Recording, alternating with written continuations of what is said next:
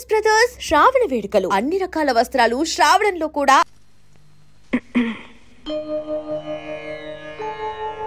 అడుగడుగు దండాల స్వామిని ఒక విషయం అడగాలనుకుంటున్నాం. అవునవును, ఎప్పటినుంచో అనుకుంటున్నాం. నీ అడుగులకు మడుగులు ఉత్తేవాణ్ణని తెలిసి అడగడానికి అభ్యంతరాలు ఎందుకు? అడగండి. గానసేవలో అన్ని భాషల కీర్తనల్ని వింటున్నాం, ఆదమరుస్తున్నాం. మరి ఈ తెలుగు గడ్డపై ఉంటూ తెలుగు పాట వినటానికి మాత్రం నోచుకోలేకపోతున్నాం. ఎందుకు స్వామి? ఆ ముచ్చట తీరే సమయం ఆసన్నమైందిలే ముద్దుగుమ్మలు. పాటతో ప్రపంచాన్ని పావనం చేయడానికి అనతి కాలంలోనే ఆంధ్రావనిలో సంకీర్తనాచార్యుడిగా అవతరించబోతున్నాడు మన నందకుడు. ఖడ్గం సంకీర్తనాచార్యుడిగా అవతరించడమా? అవును దేవి. పెరిగిపోతున్న పాపలతల్ని ఖండించడానికి కత్తుల్లాంటి కీర్తనలేగా కావలసింది. అందుకు నందక ఖడ్గమే సరి.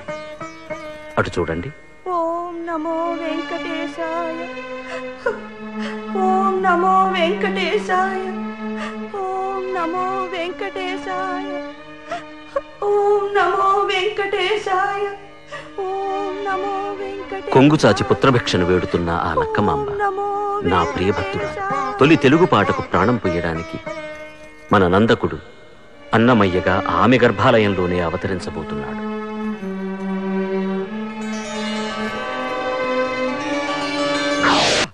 ఆ వేద పాఠశాలలో మన వాడి ధాటి చూసి ఆ వేదాచార్యుల వారు ఏమన్నారో తెలుసా? మీ అన్నమయ్య ఏకసంతగ్రహండి, మీ అన్నమయ్య భవిష్యత్తులో గొప్ప వేద పండితుడవుతాడండి. అటువంటి కొడుకును కన్నందుకు తండ్రిగా మీ జన్మ ధన్యమైందని నన్ను ఎంతగానో పొగిడారనుకో. అదేమిటోయ్, ఆయన నన్ను పొగిడితే నీకెందుకంత ఉలుకు? మిమ్మల్ని పొగిడినందుకు నాకేమి ఇది కాదండి, కానీ అజ్ఞానంతో ఒక మాట అంటానండి. ఆ అబ్బాయిని కన్నతల్లి ఒకటి ఇంట్లో పడుందని కూడా గుర్తు చేయండి మీ ఆచార్యుల వారికి. చెల్లెమ్మ శుభవార్త, బావయ్య శుభవార్త. నేను మావిడ కలిసి కనేసాం. కవల పిల్లలు ఇద్దరు ఆడపిల్లలే. వాళ్ళు ఎలా ఉన్నారో తెలుసా చెల్లెమ్మ? సంగీత సాహిత్యాల్లో ఉన్నారు. అప్పుడే తన మరదళ్ళని పొగడ్తల ఉయ్యాల్లో ఊపేస్తున్నాడు మా అల్లుడు.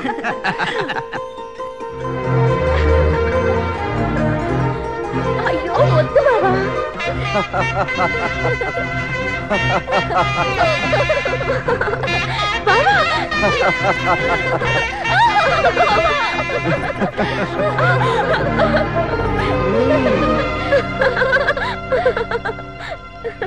ఒరే పేర్నం భట్లు, సుబ్బం భట్లు, అన్నమయ్య ఒక్కడు అమ్మాయిలిద్దరు తప్పు కాదా? ఒరే మూర్ఖ శిఖామణి, ఈశ్వరుడికి అందరు భార్యలు, గంగా పార్వతి ఇద్దరు, మరి విష్ణుమూర్తికి అందరు భార్యలు, భూదేవి శ్రీదేవి ఇద్దరు, మరి దశరథ మహారాజుకి అందరు భార్యలు, కౌసల్య సుమిత్ర కైకేయి ముగ్గురు, మరి పిల్లని గురువుకి ఎంతమంది భార్యలు? అంటే ఎవరు? నెమలి పిచ్చానికి ఎంతమంది భార్యలు? అదే ఎవరు? ఒరే నెమలి పిచ్చము పిల్లని గురువు అనగా శ్రీకృష్ణ భగవానుడు, మరి ఆయనకి ఎంతమంది భార్యలు? ఈయనమండ గురు పేర్లెడకు తెలియవు. మరి ఆయనకి ఎనమండుగురు ఉండగా మన అన్నమయ్య ఇద్దరు మరదలతో తిరిగితే తప్పేమిటి? తప్పే లేదు. మరైతే నవరంధ్రములు మూసుకుని తిలకించము. అటులనే.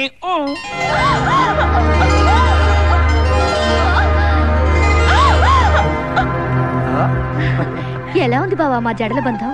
ప్రేమామృతం కోసం నా హృదయమందర పర్వతానికి మీ జడల వాసుకిని చుట్టి అనురాగ సాగర మథనం చేస్తున్నట్టుంది. ఢమాలో ఢిమేలు ఏకో రసః కరుణయేవా అన్నాడు మహాకవి భవభూతి. కానీ మీ మధుర మనోహర సుందర శృంగార విరుల జరులను చూస్తుంటే శృంగారమే కో రసః అనిపిస్తుంది. అన్ని వేదాలు నేర్చుకున్న నీ గుండెలో ఈ చిన్ని మరదళ్ళకి ఇంత చోటుండడం నిజంగా మా అదృష్టమే. అదృష్టమే కాదు, పూర్వజన్మ సుకృతం. అన్నమయ్య, ఓహోహో అన్నమయ్య, నీ తోటి వేద విద్యార్థులం, నీ ప్రాణ స్నేహితులం. సరే, ఇంతకీ ఏమిటి మీ గొడవ? చింతలమ్మ గుడి దగ్గర కత్తి యుద్ధాలు మల్ల యుద్ధాలు జరుగుతున్నాయి. ఆ పోటీలను చూసి వద్దామా? వెళ్ళి చూసొద్దాం బావా. సరే, మీరు కో అంటే నేను అనకుండా ఉంటానా? పదండి.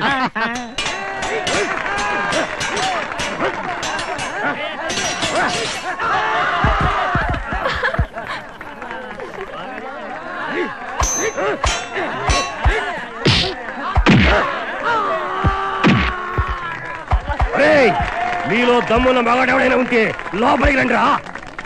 ఎంత వీరంగం తొక్కుతున్నాడు బాబా. వీరంగవా? చుంచు మొహం వాడును. ఎర్రగా తీస్తా, రండి. వెళ్ళి తుంగల తొక్కు బావా. నేనా? నువ్వే వెళ్ళిపోయావా? సరే మీరు కో అన్నాక నేను అనుకున్నా ఉంటాను. అన్నమయ్య వేదాలు చదువుకునే మనకు యుద్ధాలు ఎందుకయ్యా? తప్పన్నా. తప్పేమిట్రా? పరశురాముడు వేదాలు చదువుకుని యుద్ధాలు చేయలేదా? మనది అదే బాట. నారాయణ సూరి గారి అబ్బాయి వచ్చారేంటి? ఆయన తెలిస్తే ఇంకేమైనా ఉందా? ఏయ్ పంతులు, నాతో కత్తి యుద్ధమా? ఇందా తీసుకో, వెళ్ళి దర్భలు కోసుకో, లేదా గుమ్మడికాయలు కోసుకొని వడియాలు పెట్టుకో.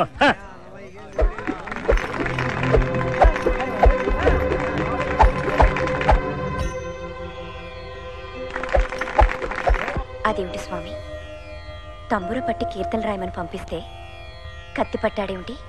ఆ కత్తి అంశతోనే జన్మించాడు కదా. పూర్వజన్మ వాసనలు అంత త్వరగా పోతాయా? ఒక్కొక్కటిగా మనమే పోగొట్టాలి.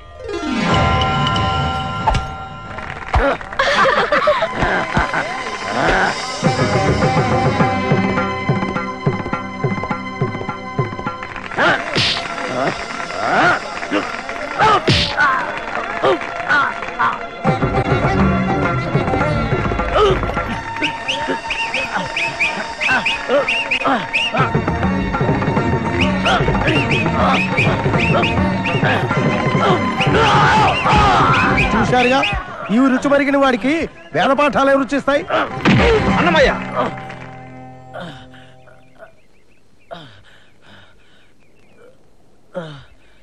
పితృవాక్య పరిపాలన.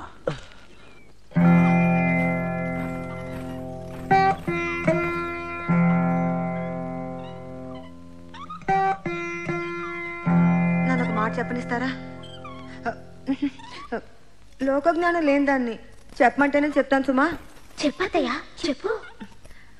అక్షరాభ్యాసం చేసిన రోజున వాడిని మీరు ఏమని దీవించారు? చతుషష్ఠి కళాప్రపూర్ణుడవు కారా నాయనా అని దీవించారు. సరిగ్గా అలాగే దీవించారే. మరి ఆ 64 కళల్లోనూ ఆ కత్తి యుద్ధాలు మల్ల యుద్ధాలు గట్రా ఉన్నాయి కదా. లోకజ్ఞానం లేని దాన్ని ఇప్పుడు ఏ రాత్రికి రాత్రో ఓ 10 మంది దోపిడీదారులు ఇంటి మీద పడ్డారని అనుకో మావయ్య. ఏవం వేద యోపా మాయతనం వేద అని మీరు వేదాలు చదువుతూ కూర్చుంటే కొంప కొల్లేరు చేయకుండా ఉంటారా? ఇంతకీ ఏమిటి మీరు అనేది? కాలానికి తగ్గట్టు అన్నిట్లో ప్రావీణ్యం తెచ్చుకుంటే మంచిదేమోనని నాకు అనిపిస్తుంది. లోకజ్ఞానం లేని దాన్ని అమ్మంటే అమ్మే. మావయ్య, మీరు కూడా నాన్నంటే నాన్నే అనిపించుకోవాలి. అనిపించుకుంటాను. ఏదో తండ్రి తనయుని పొగడకూడదని ఊరుకుంటున్నాను. నా బిడ్డ ఒక్క వేదంలోనే కాదు, ఏ విద్యలో అయినా రాణిస్తాడు. ఏ నాన్నంటే నాన్నే. ఆగక్కడ. అన్నమయ్య, పితృవాక్య పరిపాలనపై నీకు విశ్వాసం ఉందా? ఉందా లేదా? ఉంది. ఉంటే ఇకపై వాళ్ళిద్దరిని, అదే నీ మరదళ్లను మరిచిపోతానని మాటిచ్చి ఈ ఇంట్లో ప్రవేశించు.